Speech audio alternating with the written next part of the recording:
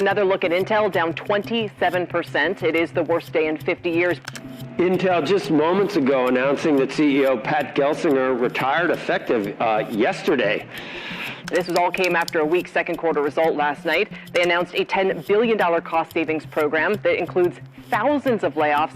All of your PC software, best.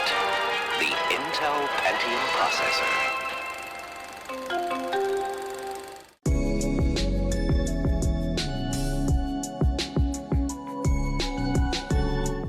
Kemunduran Intel ini tuh terjadi tidak secara instan aja, tetapi akibat dosa-dosa para CEO sebelumnya yang terjadi selama 20 tahun terakhir. Bagaimana mungkin nih pembuat chip nomor 1 di Amerika yang didewakan nih karena CPU Pentiumnya, tapi sekarang nih mayoritas user itu enggan bahkan sampai benci nih sama produk-produk berbau Intel. Dan gak cuma calon konsumen aja, tapi di sini para pelaku industri tech juga lebih memilih pesaingnya seperti Nvidia dan ARM. Inilah sebab akibat yang dibawa oleh para pendahulu CEO Intel yang membuat Intel ini jadi ada di titik sekarang. Oke, pertama gue mau bahas dulu nih sedikit tentang masa kejayaan Intel di masa lalu nih. Kenapa sih Intel itu bisa dicintai oleh banyak orang nih? Masa ini bisa gue bilang sebagai eranya The Big Three. Karena pada masa itu Intel tuh sedang dipimpin oleh para founding fathers-nya. Seperti di sini sebut saja Robert Noyce, Gordon Moore, sampai ke masanya Andrew Grove. Nah, Intel tuh di masa-masa ini mereka tuh masih menjadi perusahaan tech yang underdog. Jadi ya di sini tuh Intel inovasinya lagi gila-gilaan supaya dia bisa mendominasi pasar. Contohnya aja nih di tahun 1981 Intel tuh merilis CPU Intel 8086 yang digunakan pada IBM PC. Nah, pada masa itu produk seperti ini tuh cukup revolusioner karena pada masa itu komputer tuh bentuknya gede-gede, bahkan ada yang sampai segede kulkas. Jadi ya agak mustahil lah untuk ditaruh di setiap rumah. Nah, tapi berkat IBM PC dan Intel, akhirnya ya ada produk PC yang bisa ditaruh di rumah, sehingga ya inilah cikal bakal PC yang kita kenal sampai sekarang. Nah, kesuksesan IBM PC ini membuat Intel tuh jadi dilirik oleh banyak tech industry, yang di sini tuh banyak yang pengen produk-produknya itu menggunakan chip dari Intel. Sehingga di sini tuh Intel diminta melisensikan ISA dari 8086 supaya ya para pelaku-pelaku industri ini bisa memproduksi CPU serupa termasuk IBM juga. Dan inilah awal mula di mana terjadinya cross licensing CPU x86 antara Intel dan AMD. Karena di masa itu AMD itu hanyalah menjadi pemain ketiga ya sebagai supplier atau manufaktur dari chip Intel. Terus kita fast forward nih ke tahun 90-an, tepatnya sih tahun 1993, di mana di sini tuh Intel pertama kalinya merilis CPU Pentium. Dan CPU Pentium inilah yang membawa nama Intel semakin dikenal lagi di seluruh dunia karena memang popularitas CPU Pentium ini tuh memang sangat meledak nih pada saat itu. Apalagi tuh di saat-saat itu Intel sedang menggaungkan campaign Intel Inside untuk pertama kalinya, dan ini tuh bisa dinobatkan sebagai salah satu brand marketing yang tersukses sepanjang masa. Dan bahkan sampai sekarang kan Intel masih menggunakan identitas tersebut. Nah, sekarang kita lihat Intel di masa modern yang dipimpin oleh para CEO-nya selama 20 tahun terakhir. Nah, di sini tuh bakal ada 4 nama CEO yang menyebabkan Intel tuh ada di titik sekarang. Kita mulai dari nama pertama yaitu adalah Mr. Paul Otellini yang menjabat sebagai CEO Intel kelima di tahun 2005 sampai 2013. Nah, sebenarnya pada masa jabatan beliau sih sebenarnya Intel malah semakin kaya karena di sini tercatat di masa jabatan awal beliau di tahun 2005 Intel tuh memiliki pendapatan senilai 38,8 miliar. Namun menjelang 2012 pendapatan Intel tuh bisa mencapai 53,3 miliar dolar. Dan hal ini tuh bukan tanpa alasan karena di sini tuh Mr. Paul Otellini berhasil mengunci Apple sebagai mitra bisnis sehingga di sini Intel itu akan mensuplai chip CPU untuk Apple Mac ke depannya nih. Dan itu terjadi di tahun 2006. Ini tentu jelas menambah gengsi Intel nih di pasar pada masa itu karena bisa kita lihat brand komputer nomor 1 di Amerika pakai chip nomor 1 di Amerika nih. Jadi kayak pasangan serasi aja nih keduanya. Namun sayangnya di masa jabatannya Paul Otellini ini beliau melakukan keputusan yang sangat fatal dan menghilangkan kesempatan emas nih di mana dia menolak permintaan Apple untuk menjadi supplier dari chip iPhone. Sehingga ya iPhone yang debut di tahun 2007 lebih memilih menggunakan chip dari ARM dan Samsung. Nah, pada saat itu Intel tuh merasa kalau pasar smartphone ini tuh kurang potensial lah dibanding pasar PC. Namun ternyata prediksinya Intel kan salah. Ternyata pasar smartphone ini pertumbuhannya sangat pesat bahkan udah mengalahkan pasarnya PC. Dari sinilah kesalahan awal di mana Intel mulai kehilangan momentum pasar yang besar. Karena ya dia kehilangan kesempatan emas karena sudah menolak permintaan Apple kala itu. Karena di sini si Paul Otell ini menyesali perbuatannya karena telah menolak pasar smartphone. Dia sampai meridim nih dengan membuat project Intel Atom ya demi menggait hati para produsen smartphone. Namun sayangnya ya project Intel Atom ini bisa dibilang ya gagal lah karena nggak berhasil tuh menggait hati para produsen smartphone. Karena kebanyakan produsen-produsen smartphone ini tuh udah invest gede-gedean di chip ARM dan malah mereka lebih memilih untuk mendesain chipnya sendiri. Ya seperti Samsung dan Apple nih contohnya.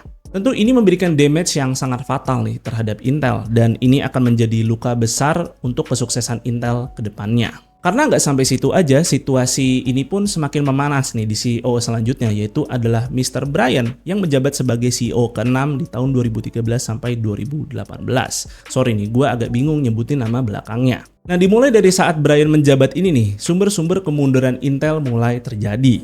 Masih inget nggak dengan The Legendary 14 nanometer? Ya bayangin aja 6 generasi CPU Intel tuh masih pakai fabrikasi 14 nanometer yang gitu-gitu aja. Bahkan untuk fabrikasi 10 nanometernya itu terus tertunda. Nah hal ini tuh disebabkan karena Intel pada masa itu lebih fokus ke pasar autonomous drive dan juga IoT. Sehingga untuk bisnis manufacturingnya itu terkesampingkan. Nah, saking stagnannya nih Intel cuman gitu-gitu doang, Intel tuh sampai kecolongan nih sama AMD yang di sini mereka berhasil merilis CPU Ryzen generasi pertama di tahun 2017. Nah, tapi nggak sampai situ doang nih, udah bikin Intel melarat, si Brian ini malah tersandung kasus skandal karena menjalin hubungan romansa dengan karyawannya sendiri, yang tentu ini melanggar aturan perusahaan. Sehingga ya Brian ini diberhentikan sebagai CEO di tahun 2018 karena kasus yang dialaminya. Nah, karena kelakuan konyol CEO sebelumnya, di sini tuh para petinggi Intel menunjuk orang yang ahli di bidang finance ya supaya membenahi finansial Intel yang lagi empot-empotan nih pada masa itu. Dan ditunjuklah Mr. Bob Swan di periode 2019 sampai 2021. Nah, di masanya Bob Swan ini tuh Intel udah ya kayak jatuh dan tertimpa tangga pula. Karena di sini tuh Intel aja secara fabrikasi udah semakin tertinggal lagi dari para pesaingnya karena fabrikasi 7 nanometernya pun ikut tertunda, sedangkan TSMC dan Samsung itu udah berhasil memproduksi chip dengan 5 nanometer. Nah, sampai-sampai ini di tahun 2020 tuh Apple memutus kontrak panjangnya dengan Intel. Ya kalian ingatlah di sini di mana Apple lebih memutuskan untuk mendesain chipnya sendiri daripada harus bergantung sama Intel lagi. Nah dari sini tuh posisi Intel udah lagi bukan perusahaan chip nomor 1 di Amerika karena para pesaingnya di sini udah jauh lebih maju lagi. Nah walaupun di sini Intel sudah menyadari nih kalau dia udah mulai kalah saing dibandingkan kompetitornya, tapi lewat masa jabatannya Bob Swan di sini tuh lebih banyak terjadi restrukturisasi perusahaan di mana banyak sekali divisi-divisi lini bisnis Intel yang tidak lanjutkan karena tidak lagi menguntungkan, seperti misalnya Intel Mobile Communication itu dilepas dan juga untuk divisi Intel SSD. Ya bisa dibilang di sini tuh Intel sedang melalui masa-masa tersulit nih. Sehingga di sini tuh para petinggi Intel mulai berpikir untuk segera menunjuk pemimpin yang memiliki keahlian engineering dan juga visioner. Sehingga di sini Bob Swan itu tidak terlalu lama menjabat sebagai CEO dan beliau di sini resign di tahun 2021 sehingga jabatan CEO ini diserahkan ke Pat Gelsinger. Nah, sampai sini kita bisa lihat nih, selama 10 tahun terakhir Intel udah gonta-ganti CEO sebanyak 3 kali. Ini udah hat-trick nih. Yang kita kalau bandingkan nih Intel dengan perusahaan pesaingnya seperti AMD, Nvidia, Microsoft, Apple, itu tuh langgeng banget tuh sama CEO-nya sekarang, bahkan sampai belasan tahun enggak ganti-ganti orang. Ya karena kita bisa lihat dari orang-orang ini tuh mereka berhasil membawa kesuksesan terhadap perusahaannya. Jadi ya wajar sih enggak diganti. Dan apakah nih sampai CEO ke-8 ini Intel bisa kembali comeback ke masa-masa jayanya seperti di masa lalu? Nah sekarang kita lihat dulu nih portofolio dari CEO ke-8 ini, yaitu adalah Pat Gelsinger. Beliau sendiri tuh udah sebenarnya cukup sepuh juga di Intel karena dia udah kerja di Intel dari tahun 1979 yang pada saat itu umurnya bahkan masih 18 tahun. Pat Gelsinger sendiri juga sempat mengemban sebagai kepala engineer untuk membangun arsitektur CPU Intel 486 yang itu tuh dibikin di tahun 80-an. Jadi dengan pencapaian beliau pun di tahun 2001 dia diangkat menjadi CTO yang pada saat itu CEO-nya masih Andrew Grove. Nah cuman di sini Pat Gelsinger sempat keluar dari Intel di tahun 2009 untuk mengejar karir yang berbeda. Namun di tahun 2021 dia dimintai kembali ke Intel dan sekarang malah ditawari jabatan sebagai CEO. Ya sesuai dengan jam terbang beliau nih, Intel pun langsung bangkit dari tidur panjangnya, di mana di sini langsung rilis banyak arsitektur CPU baru, bahkan secara fabrikasi Intel pun juga jadi maju. Terus juga di sini Intel mulai jor-joran di ranah AI, bahkan sampai terjun ke ranah GPU discrete lewat Intel Arc. Dengan begitu di sini Intel pun memiliki pondasi yang lengkap untuk terjun ke pasar manapun yang butuh chip prosesor. Nah, selain dari produk-produk, Pat Gelsinger ini pun juga melancarkan strategi bisnis untuk fabrikasi Intel supaya lebih maju lagi. Dimana di sini dia melancarkan strategi IDM 2.0 yang lewat strategi ini pun Intel berhasil mengamankan pendanaan dari pemerintah Amerika untuk bisa membangun fasilitas lebih banyak lagi. Yang dengan tujuan fasilitas-fasilitas ini tuh nantinya bisa menyaingi TSMC dan juga Samsung. Dan bahkan fasilitas-fasilitas ini tuh dikhususkan supaya nanti Intel bisa juga memproduksi chip-chip dari para pesaingnya, yang mana Intel kan sampai saat ini fabrikasinya itu hanya eksklusif untuk Intel doang. Tapi lewat rencana ini tuh Intel nantinya bisa memproduksi chip seperti Nvidia, bahkan juga AMD, yaitu sih rencananya. Nah, dari cerita di atas terlihat masa jabatan beliau tuh membawa Intel seperti ke kondisi yang jauh lebih segar dan sepertinya Intel juga akan dalam kondisi yang baik-baik saja nih ke depannya. Namun sayangnya petinggi-petinggi Intel nih melihat Pat Gelsinger ini dengan berbeda dan merasa strategi beliau ini kurang jitu nih untuk bersaing dengan para kompetitor. Ya sebut saja seperti AMD, Nvidia, terus juga ARM. Namun sekali lagi ingat di sini Intel nggak cuma bersaing dengan para desainer chip doang, tapi juga harus bersaing dengan produsen fabrikasi dari chip itu sendiri seperti TSMC dan juga Samsung. Ya, karena kan Intel juga memiliki fasilitas fabrikasi di sini. Dan hal ini pun bisa kita lihat dari produk-produknya Intel yang di sini tuh tak lagi menggunakan fabrikasi milik Intel, melainkan ya fabrikasi eksternal karena ya mereka udah ketinggalan jauh gitu inovasinya. Seperti CPU-CPU baru Intel ini malah dilempar ke TSMC, yang mana ini untuk pertama kalinya CPU Intel dibuat oleh sebuah manufacturing eksternal.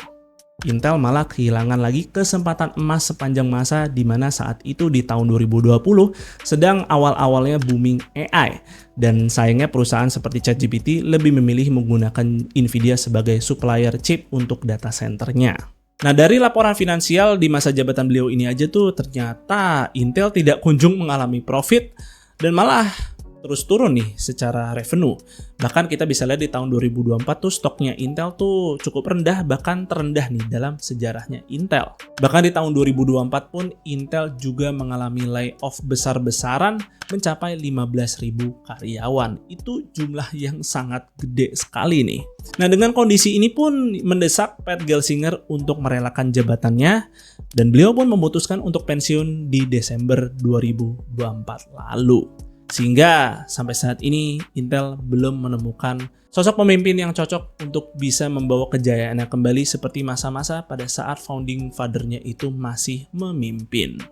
Nah, pas garap skrip dari sejarah CEO-CEO Intel ini tuh gue jadi belajar nih kalau keberadaan pemimpin itu tuh sangat penting banget untuk menentukan masa depannya perusahaan.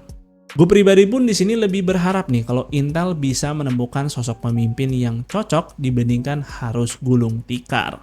Karena di sini Intel as a company punya talenta-talenta SDM yang hebat-hebat banget, yang bisa dilihat di sini jumlah karyawannya itu mencapai ratusan ribu, yang jumlah ini pun mengalahkan AMD dan Nvidia sekaligus. Jadi ya dengan jumlah ini sih harusnya Intel bisa melakukan apapun tanpa mustahil ya. Apapun bisa diwujudkan lah dengan talenta-talenta SDM ini, asalkan di sini CEO-nya tuh tahu betul apa yang harus dilakukan. Ya di sini kita bisa ambil contoh-contoh kasus seperti misalnya AMD yang di tahun 2014 itu hampir dinyatakan bangkrut, tapi berkat kepemimpinan CEO Lisa Su, AMD pun berhasil comeback dari keterpurukan. Atau bisa juga ambil contoh kasus dari Microsoft yang lewat kepemimpinan Steve Ballmer. Di sini Microsoft tuh gagal total untuk mempenetrasi Windows Phone dan akhirnya di sini berantakan banget nih finansial perusahaannya. Tapi berhasil comeback di CEO selanjutnya lewat produk-produk live service Microsoft. Atau di sini kita bisa tarik mundur nih ke tahun 1990-an, Apple pun juga sempat merasakan pil pahit yang sama di mana hampir dinyatakan bangkrut. Tetapi ketika Steve Jobs diminta kembali ke Apple, ya Apple pun berhasil comeback dari keterpurukan. Ya, sepenting itulah role seorang CEO pada perusahaan. Karena ya keputusan-keputusan dari CEO lah yang bisa membawa keberhasilan terhadap perusahaan sekaligus juga kegagalannya. Ya, balik lagi ke Intel, di sini kan mereka juga punya IP yang sangat banyak ya. Intel nih megang IP yang sangat banyak sehingga kalau mereka di sini tuh ambruk atau bangkrut nih secara perusahaan dan IP tersebut hilang, ya itu tentu akan menyeret banyak sekali perusahaan untuk ikut bangkrut juga. Jadi nggak cuma Intel doang nih yang dipertaruhkan. Ya kita berdoa aja sih Intel bisa menemukan pemimpin yang cocok, atau di sini kalian punya pendapat lain, silahkan tulis pendapat kalian di kolom komentar. Dan mungkin sih segitu aja untuk videonya kali ini, semoga video ini bermanfaat buat kalian. Jika kalian berkenan, like dan share video ini, dan jangan lupa subscribe channel Suka IT jika kalian nggak mau ketinggalan kontennya. Dan jangan lupa juga follow Suka IT di Instagram dengan nama @suka_it. Gue Fadil dari Suka IT pamit undur diri, see you on the next video.